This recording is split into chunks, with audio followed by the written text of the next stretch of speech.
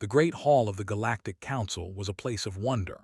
It floated in the empty space between three star systems, a massive station built by species who had traveled the stars for millions of years.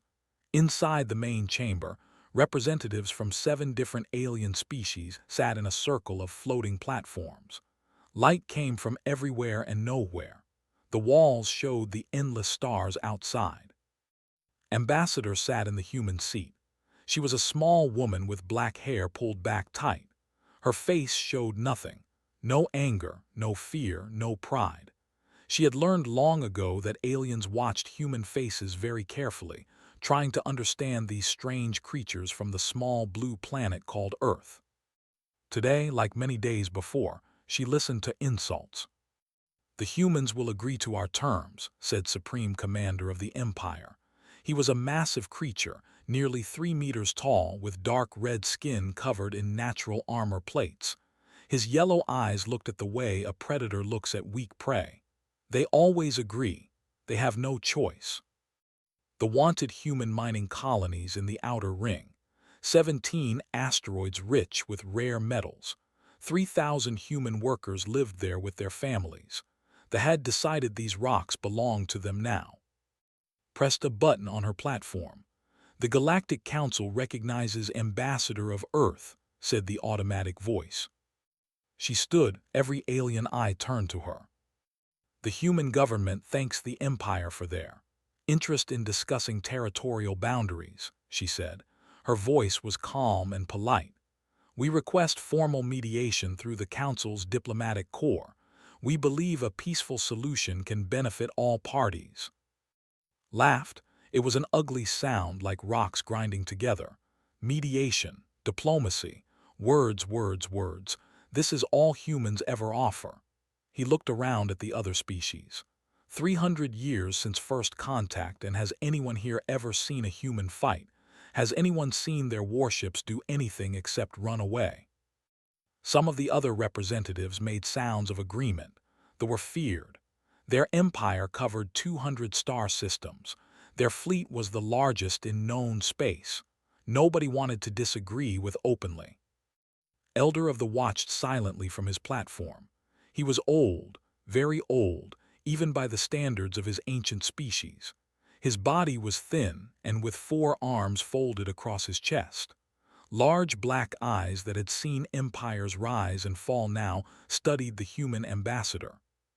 He felt pity for her. They had watched many weak species face this moment.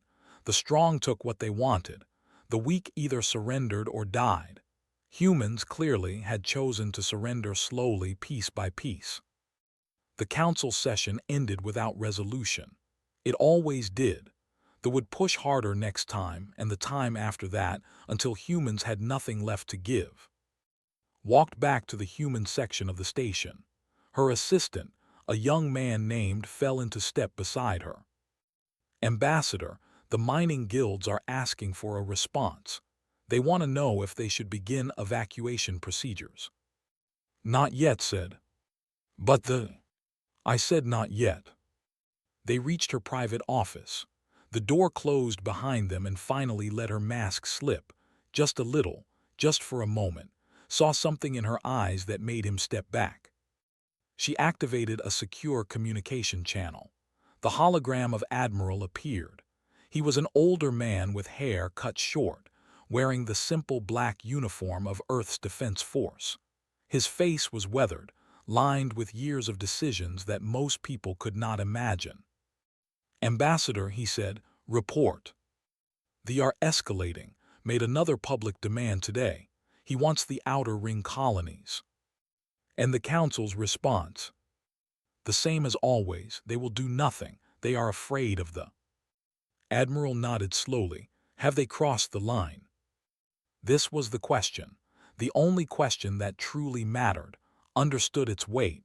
Every human in a position of authority understood it. "Not yet," she said.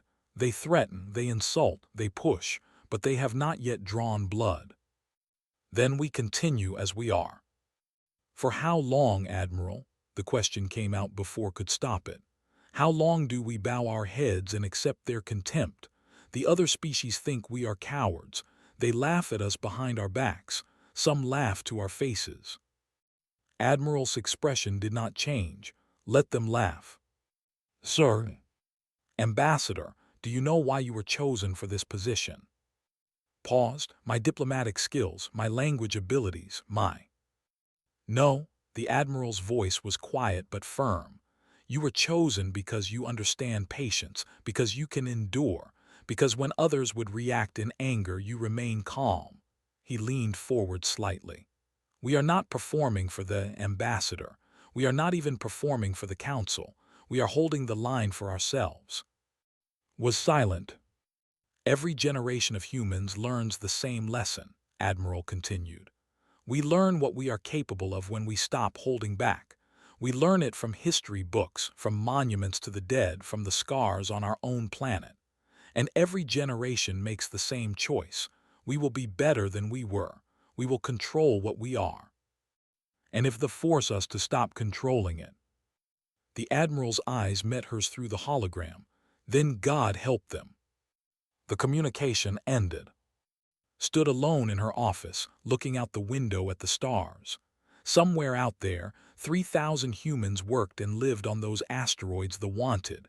Families, children, people who had traveled across the galaxy to build new lives. They were not soldiers. They were miners, engineers, teachers, doctors. They had gone to space believing that humanity's future was among the stars. And somewhere in the dark, warships were gathering. Thought about history. Human history was not taught the same way to aliens as it was to humans themselves. The version aliens received was carefully edited. It showed humanity's achievements, their art, their science, their philosophy.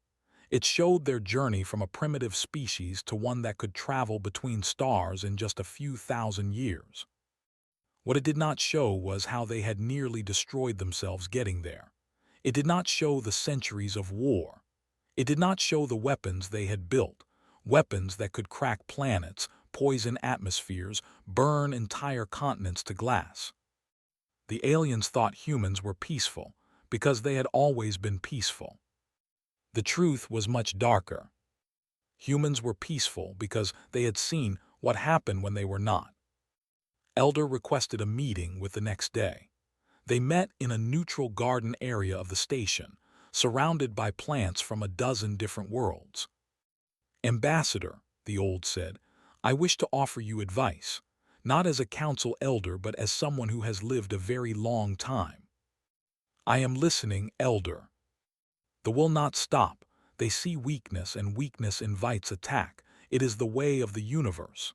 His 4 arms spread in a gesture of sympathy. Your species is young. There is no shame in accepting reality. Surrender your outer territories now while you still have something left to bargain with. Looked at the old alien for a long moment. Elder, may I ask you a question? Of course. In all your years, in all the species you have watched rise and fall, have you ever wondered why humanity has never started a war with another species? His large eyes blinked. Because you cannot win such wars. Your fleet is small. Your weapons are inferior. You are survivors, ambassador, not warriors. Smiled. It was not a happy smile. No, Elder, that is not why. She stood to leave. Then why? Asked. Paused at the door. When she spoke, her voice was very soft. Because we cannot stop. She left the elder alone with his confusion and a small seed of fear that had just been planted in his ancient mind. The cargo ship Morning Star was not a military vessel. It carried food supplies, medical equipment, and letters from families on Earth to loved ones in the Outer Ring colonies. 47 people were on board, crew members, a few passengers traveling to visit relatives, and one pregnant woman going to meet her husband who worked in the asteroid mines. Captain was drinking her morning coffee when the alarm sounded. Unknown vessels approaching, her navigator reported. 3 ships. They are not responding to communication attempts. Set down her coffee cup. Show me. The display screen lit up with the image of 3 warships. They were ugly things, all sharp angles and weapons ports, built for one purpose only. They were moving fast, directly toward the morning star. "Send a distress signal to Earth Command," said. Her voice was calm. "All passengers to emergency stations. Begin." She never finished the sentence. The first plasma blast tore through the morning star's engine section. The ship shook violently. Lights flickered and died. Emergency power kicked in, painting everything in red. "Hull breach in sections 4 through 7, someone shouted. "We're venting atmosphere." "Seal those sections," grabbed her chair as another blast hit. "Get me communication with those ships. Tell them we surrender. We're a civilian vessel." The communication officer's hands flew across her controls. "They're not responding, Captain. They're firing again." Watched the ships grow larger on her screen. In that moment, she understood that surrender meant nothing to them. Negotiation meant nothing. The morning star was simply in their way. "All hands," she said into the ship-wide communication system. "This is the captain. Get to the escape pods, now. That is an order." She stayed on the bridge as her crew fled. Someone had to keep the ship steady while the pods launched. Someone had to give them time. Watch 12 escape pods launch into the void. Then the third plasma blast hit the bridge directly. The morning star broke apart in silence. In the cold vacuum of space, there was no sound. 47 lives ended in an instant, their only crime being in the wrong place at the wrong time. The ships did not even slow down. 3 hours later, Ambassador received the news. She was in a diplomatic meeting when her assistant entered the room. His face was pale. He whispered something in her ear. For just 1 second's mask cracked. The alien diplomats in the room saw something flash in her eyes, something old and terrible that they did not understand. Then it was gone, replaced by her usual calm expression. "I apologize," she said, standing. "I must leave immediately, a family emergency." She walked out of the room at a normal pace. She did not run. Running would show emotion. Running would show that something had affected her. But inside, something had changed. In her office, she opened the communication channel to Admiral. This time, she did not wait for him to speak first. "They killed 47 civilians," she said. "A cargo ship, the Morning Star, they just destroyed it, no warning, no demands, they just killed them all." Admiral was silent for a long moment. When he spoke, his voice was heavy. "Survivors. 12. The escape pods were picked up by a mining vessel. And the dead, including the crew, 47. Hands were shaking. She pressed them flat against her desk. "There was a pregnant woman on board, Admiral. She was going to meet her husband. He's waiting at the colony right now, wondering why her ship hasn't arrived." The Admiral closed his eyes. This explanation. "They say the Morning Star was in disputed territory. They say it ignored warnings to leave." His voice cracked with anger. "There were no warnings, Admiral. We have the ship's communication logs from the survivors. They just attacked." "I understand." "Do you?" Stood, unable to stay still any longer.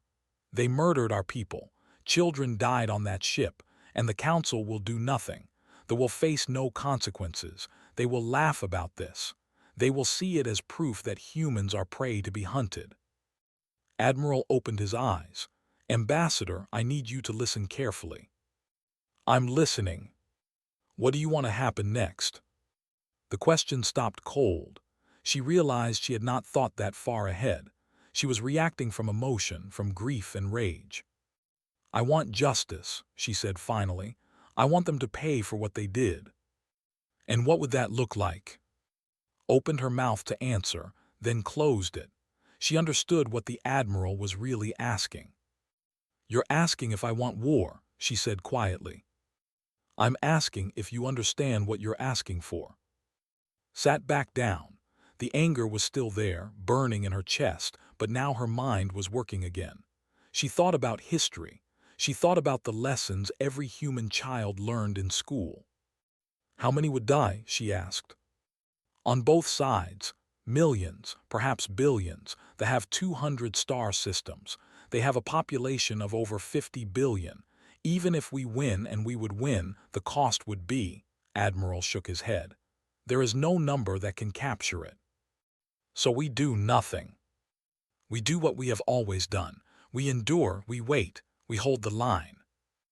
Looked at the Admiral's face on the screen, and if they cross the line again, then we will have no choice. But Ambassador, I need you to understand something. The Admiral leaned forward. Once we start, we will not stop. That is not a threat. That is not bravery. That is a warning. Our history has shown us what we become when we let go of our control.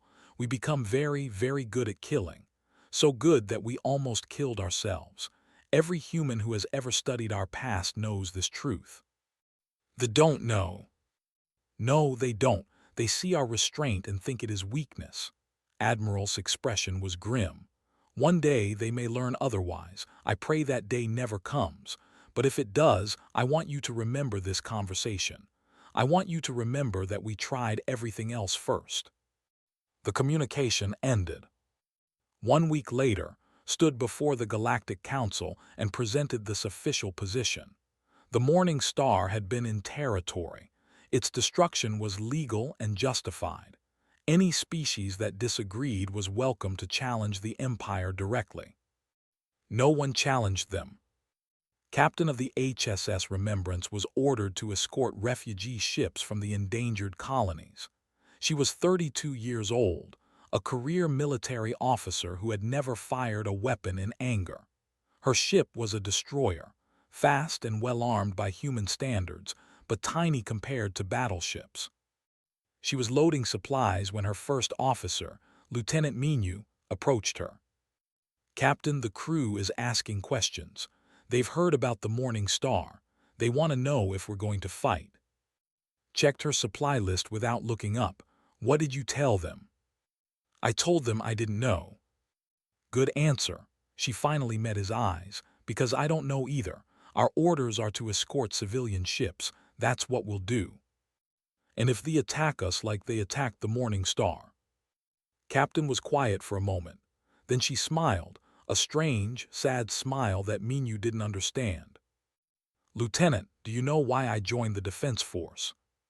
No, Captain. My grandmother was a historian. She used to tell me stories about old Earth, about the wars our ancestors fought. She told me about soldiers who crossed frozen mountains with no shoes, about pilots who flew burning planes into enemy ships, about ordinary people who picked up weapons they'd never held before and fought against impossible odds. Looked out the viewport at the stars. She told me that humans don't fight because we enjoy it. We fight because sometimes there is no other choice, and when there is no other choice, we become something else, something that doesn't stop. You sound like you're afraid of that. I am. Turned back to her first officer. Every human should be. The day we stop being afraid of our own nature is the day we become the monsters our ancestors worked so hard to leave behind. Minyu didn't fully understand, but he remembered her words later when everything changed. 3 days after the Remembrance left port, sent his ultimatum to Earth. Surrender all territories beyond the Sol system within 30 standard days, or face total annihilation. The Galaxy Council waited for humanity's response. They expected surrender. They expected begging. They expected the same peaceful submission that humans had always shown. They were wrong. Elder could not sleep. This was unusual for his species could control their biological functions with great precision, but Ambassador's words kept echoing in his mind. Because we cannot stop. What did it mean? He had studied humanity for decades. He had read their public records, watched their diplomatic behavior, analyzed their society. Everything pointed to the same conclusion.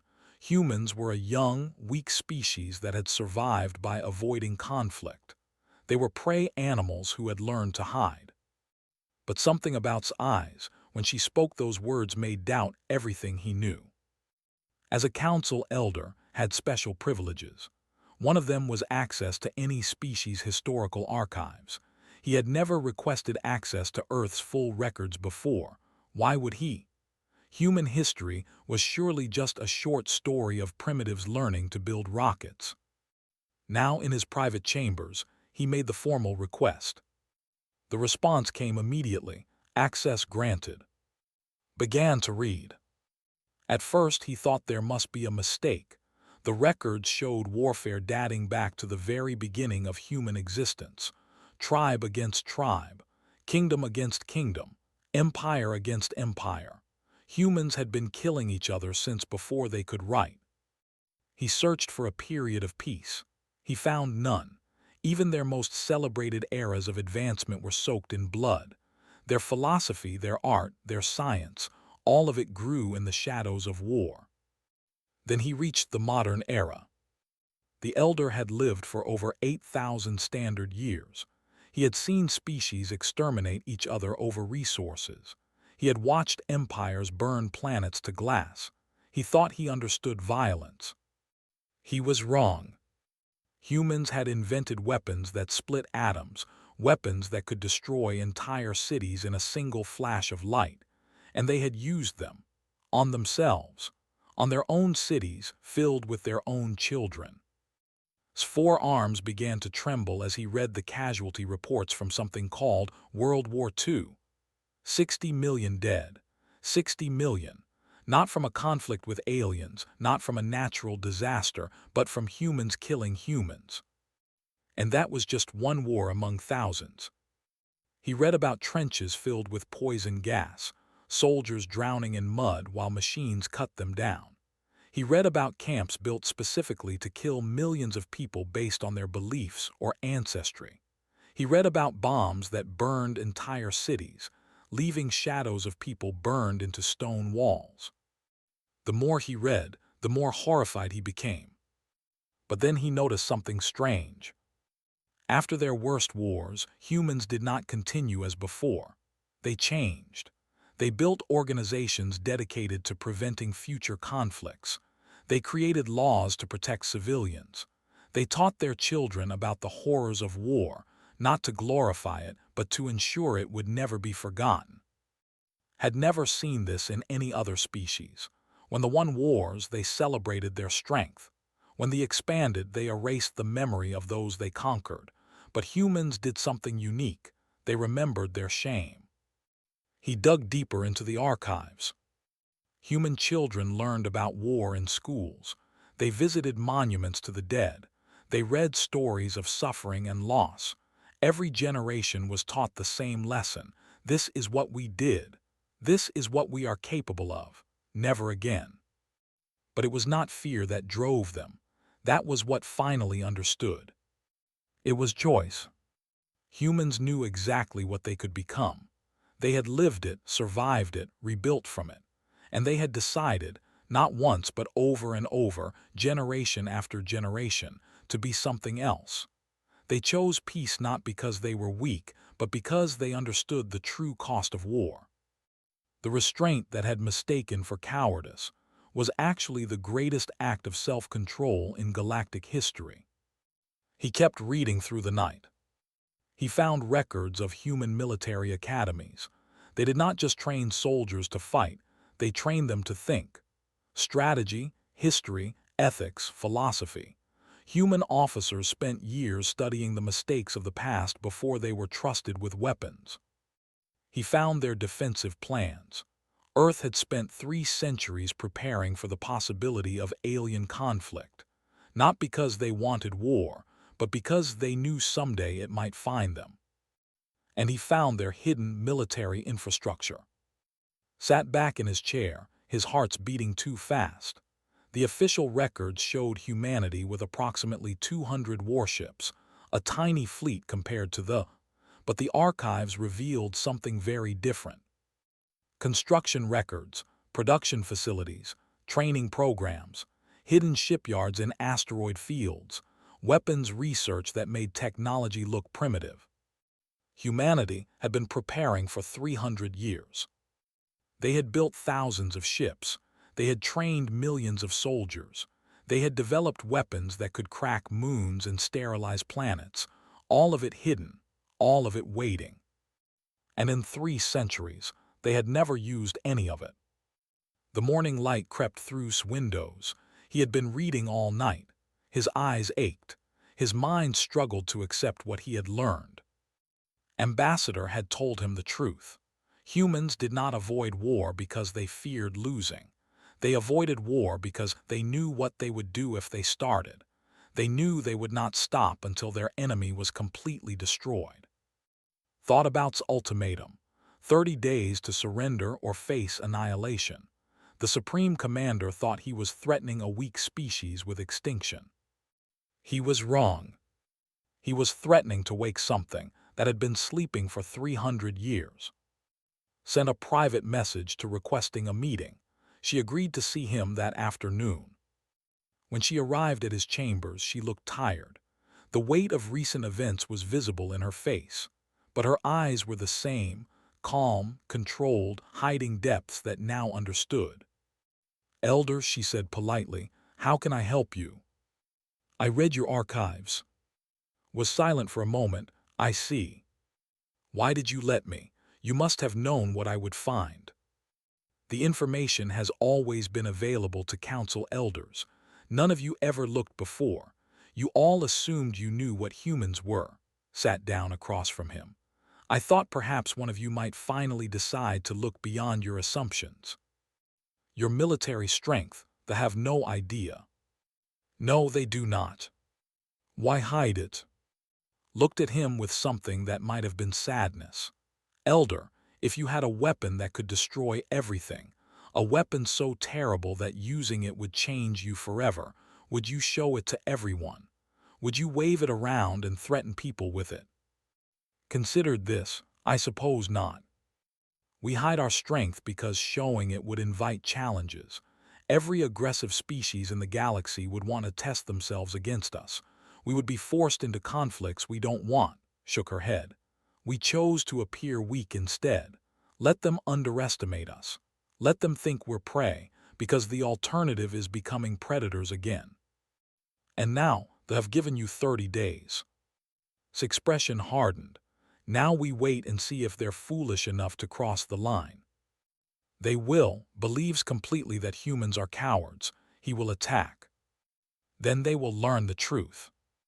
Leaned forward. "Ambassador, I have watched species go to war for 8,000 years.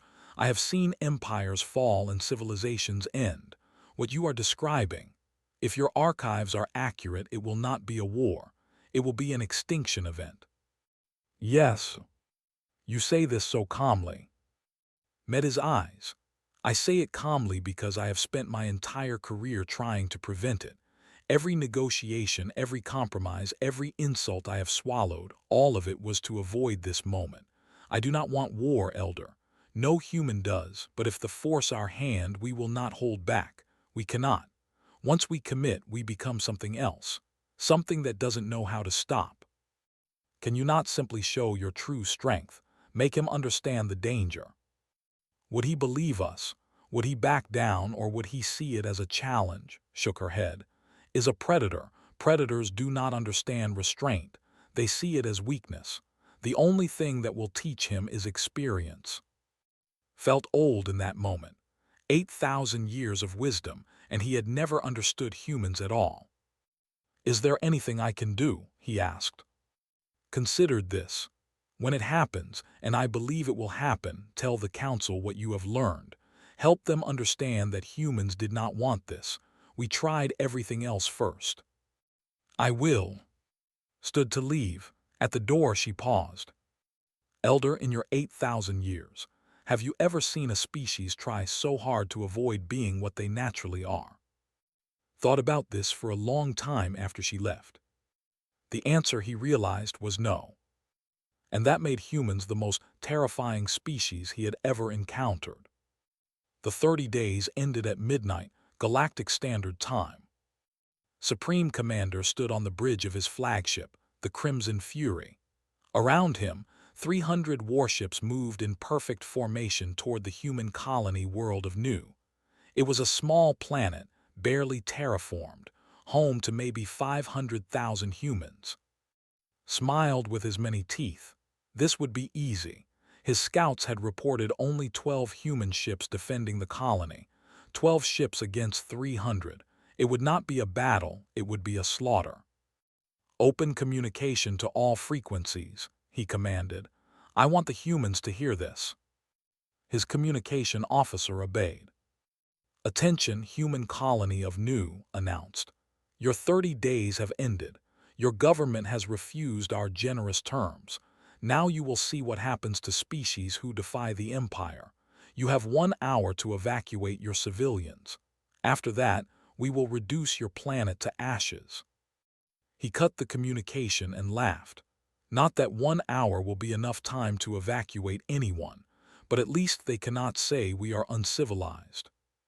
His officers laughed with him. The fleet approached the system's edge. Long-range sensors showed the 12 human ships moving to intercept. They were small vessels, destroyers and cruisers, nothing that could threaten a battleship. Captain of the HSS Remembrance watched the approaching fleet on her tactical display. 300 red dots against 12 blue ones. The math was simple. The math was death. All ships, this is Captain, she said over the fleet channel. You know why we're here. You know what we're facing. Command has given us our orders. Delay the enemy as long as possible while civilian transports evacuate the colony. She paused, looking at the faces of her bridge crew. Lieutenant Minu, navigator, weapons officer. They were young, all of them. They had never seen combat. We are going to lose this battle, continued. Many of us will not survive, but every minute we buy is another transport full of families reaching safety. Every minute matters. She took a deep breath. I am proud to serve with you, all of you. Now let's show these what humans are made of. The communication channel filled with responses. For New, for the 47. No retreat. Lieutenant Commander of the HSS Dawnbreaker was the first to respond. His cruiser was the oldest ship in the fleet, a vessel that should have been retired years ago, but had refused to give it up. He had a feeling, he always said, that the old ship had one more fight in her. Captain, he said over a private channel, I have a plan. I'm listening. The flagship, the big one in the center. If we can take it out, their formation will break. They'll lose coordination. Commander, that ship has shields that can withstand 100 direct hits. We don't have weapons strong enough to scratch it. We have one weapon, said quietly. The Dawnbreaker herself. If I can get close enough, if I can hit their engine core directly. Was silent for a long moment. That's suicide. It's strategy. His voice was calm. One ship for their flagship, one life for a chance at victory. It's good math, Captain.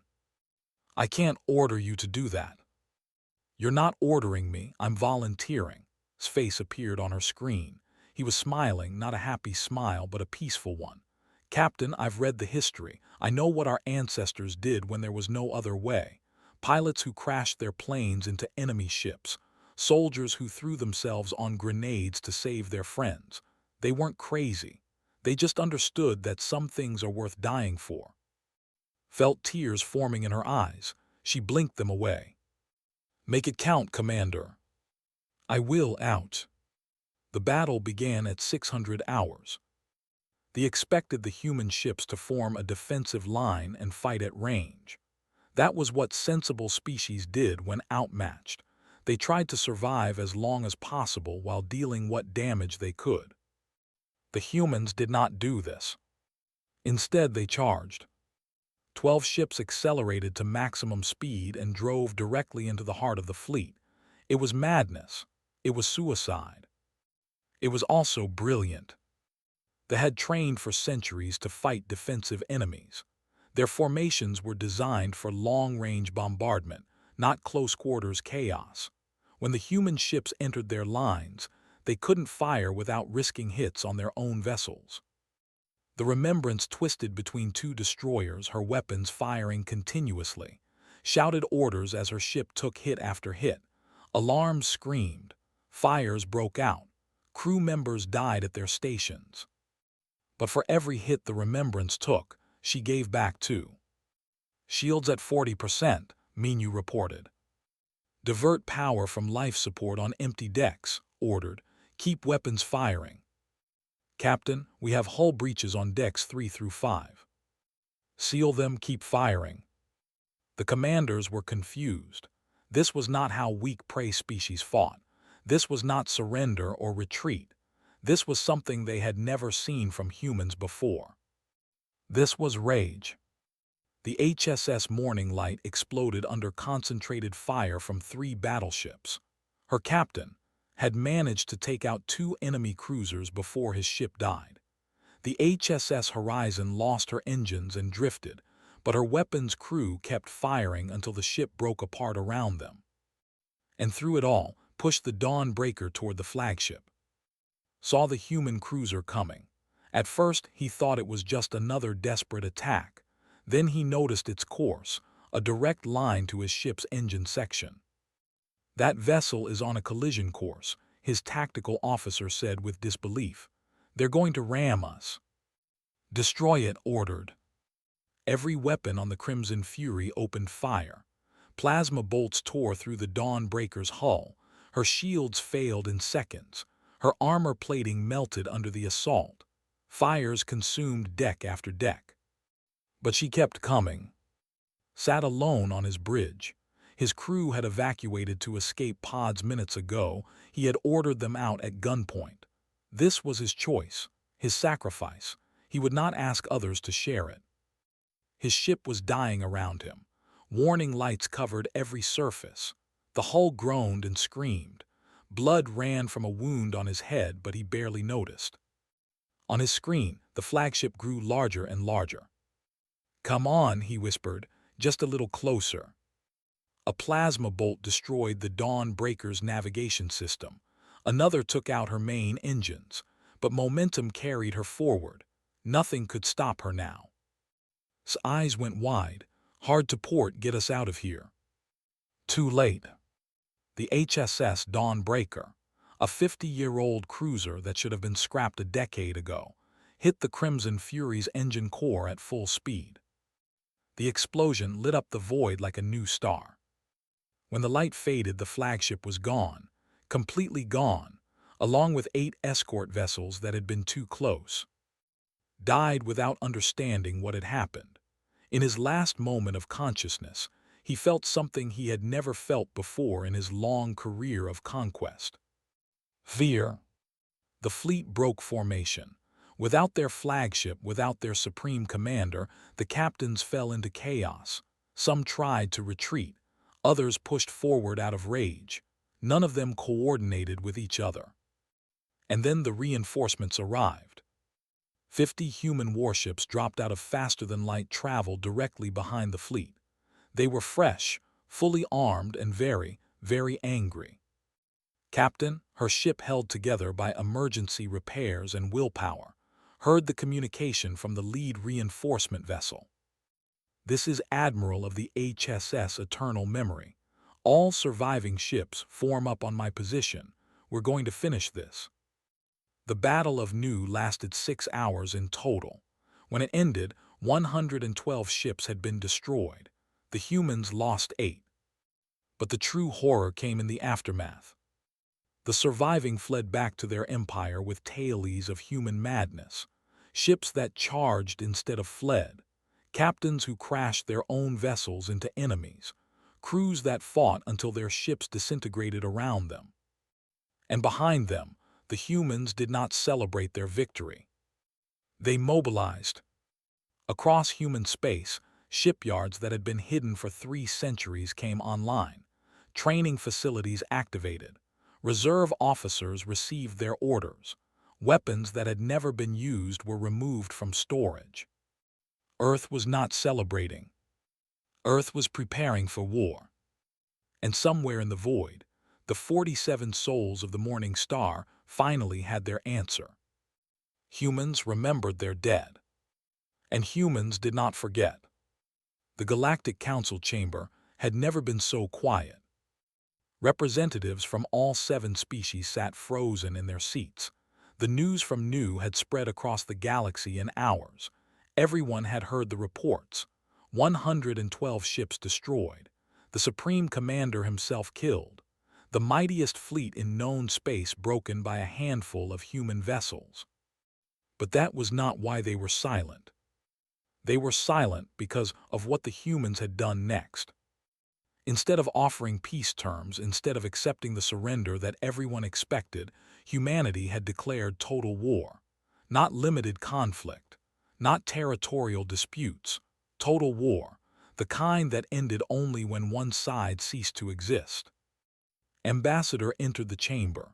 She walked slowly, her footsteps echoing in the silence.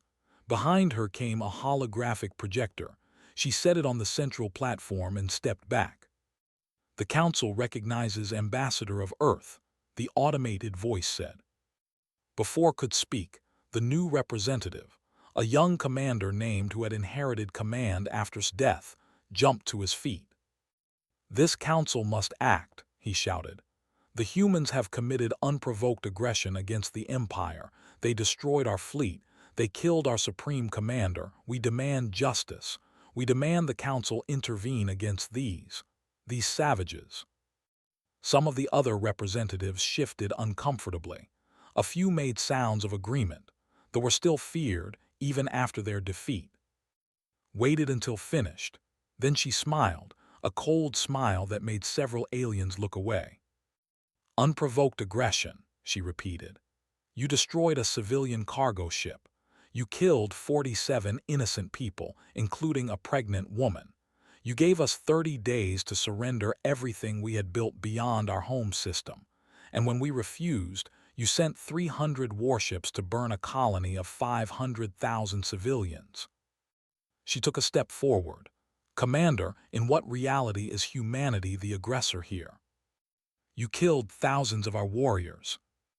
Your warriors invaded our space with intent to commit genocide. They met the consequences of that choice." His voice was ice. "We did not start this war, but we will finish it." Elder raised one of his 4 arms. "The Council recognizes Elder of the—" He stood slowly, his ancient body trembling slightly. "I have something to share with this council, something that may help everyone understand what is happening here." He pressed a control on his platform, and displays activated around the chamber. Images appeared, human history, the wars, the weapons, the death tolls that made even the most aggressive species in the room go pale. "For the past several days, I have been studying humanity's true history," said. "What I found changed everything I believed about this species." He walked through the images as he spoke, trenches filled with dead soldiers, cities burning under nuclear fire, mass graves, refugee columns stretching to the horizon. "Humans are not a peaceful species," said. "They never were.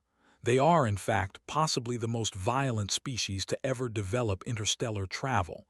They spent their entire existence at war with themselves. They invented weapons capable of ending all life on their planet, and they used them on each other." The chamber was completely silent. And then they stopped, paused on an image of a monument, a simple stone wall covered in names. They looked at what they had done, at the millions of dead, at the worlds they had nearly destroyed, and they made a choice. They chose to be different, not because they were weak, but because they understood their own strength. He turned to face the council. "For 300 years, humanity has played the role of a peaceful, weak species. They have accepted insults. They have surrendered territories. They have watched stronger powers push them around and done nothing. Do you know why?" No one answered. "Because they were afraid, not afraid of you, afraid of themselves." His voice dropped. "They know what they become when they stop holding back. They have seen it. They have lived it. And they have spent 3 centuries trying to never be that again." The holographic projector activated. Admiral's image appeared in the center of the chamber. He was an older man, haired, wearing the simple black uniform of Earth's Defense Force. His face showed no emotion. "Members of the Galactic Council," he said, "I am Admiral, Commander of Earth's combined fleet. I have a message for all of you." He pressed a control and the display changed to show military data, ship counts, fleet positions, weapons capabilities. The numbers made no sense. "For 300 years," Admiral continued, "we have maintained the fiction that humanity possessed approximately 200 warships. This was a deliberate deception to avoid threatening our neighbors and inviting conflict." The display updated, the number of ships changed. 200 became 14,000. Several representatives made sounds of shock. Others simply stared, unable to process what they were seeing. 14,000 warships, Admiral said, hidden in asteroid fields disguised as cargo vessels, stationed in systems we claimed were uninhabited, built over 3 centuries of preparation for a war we hoped would never come. He let that sink in for a moment. "We did not hide our weakness from you. We hid our strength, because we know ourselves.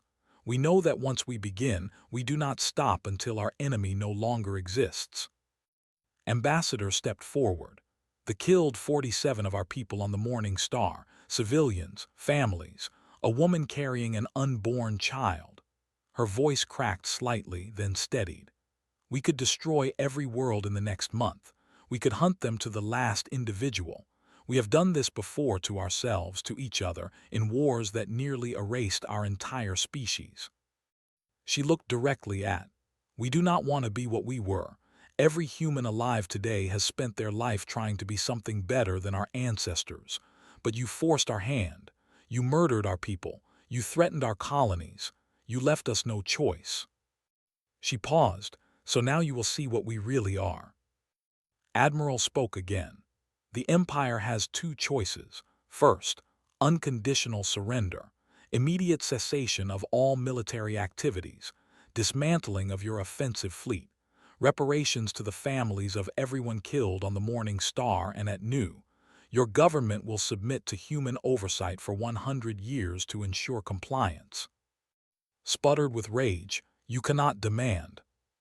"Second choice," Admiral continued, ignoring him, "war, total war, the kind that does not end until one side no longer exists." His eyes seemed to look directly at the commander. "You have 1 hour to decide." The hologram ended. The chamber erupted in chaos. Representatives shouted at each other, at the empty space where Admiral's image had been. The delegation argued among themselves. Some wanted to fight. Others had seen the ship counts and understood what those numbers meant. Elder watched silently from his platform. He had done what asked. He had explained humanity's nature to the council. Now the decision belonged to the 53 minutes later, Commander requested the floor. He looked smaller somehow. The arrogance had drained from his posture. His voice, when he spoke, was quiet.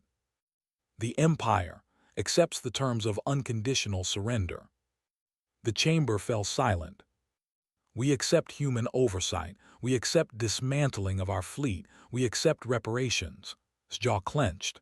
"We accept that we were wrong." Nodded slowly. "The surrender will take effect immediately. Human peacekeeping forces will arrive at your core worlds within 72 hours. Any resistance will be met with overwhelming force." She looked around the chamber at the other species. "Let this serve as a lesson to everyone here. Humanity does not want war. We have spent 300 years proving that through our actions. But we are done being prey. We are done being underestimated. We are done watching our people die while the galaxy does nothing." Her voice hardened. "The next species that attacks human civilians will not receive the option of surrender." She left the chamber without looking back. Weeks later, Elder sat alone in his quarters, writing in his personal journal. The surrender was holding. Human forces had occupied their key systems without resistance. The war that could have killed billions had ended before it truly began. But could not forget what he had learned. He wrote, "We thought humans feared war. We watched them negotiate and compromise and submit for 3 centuries, and we believed we understood them. We were wrong. Humans do not fear war. They fear themselves. They fear what they become when they stop holding back. They fear the monster that lives inside every one of them, the monster that their ancestors fed with the blood of millions. They are not warriors who learned peace. They are predators who chose to become gentle. Every day, every generation, they make that choice again. They build monuments to their victims. They teach their children about the horrors they committed. They remember constantly what they are capable of. And they hate it. That is what makes them so dangerous. They fought because they loved violence. Humans fight despite hating it. They fight not with joy but with grief. Grief for what they must become, grief for what they will do, grief for the peace they must abandon. A species that loves war can be reasoned with. Their aggression has limits, boundaries, rational calculations of cost and benefit. A species that fights only when they have no other choice. That fights knowing they will hate themselves afterward. That fights with the full knowledge of their own terrible capacity for destruction. There are no limits to what such a species will do. The galaxy has learned this lesson now. They learned it through defeat. The rest of us learned it through watching. I pray we never forget it. Because if we do, if we ever again mistake human restraint for weakness, we may not survive the correction. He put down his writing tool and looked out at the stars. Somewhere out there, 14,000 human warships were returning to their hiding places. Soldiers were going home to families. The monster was going back to sleep. But it would never truly sleep again. The galaxy had seen what humanity really was. And nothing would ever be the same. The end.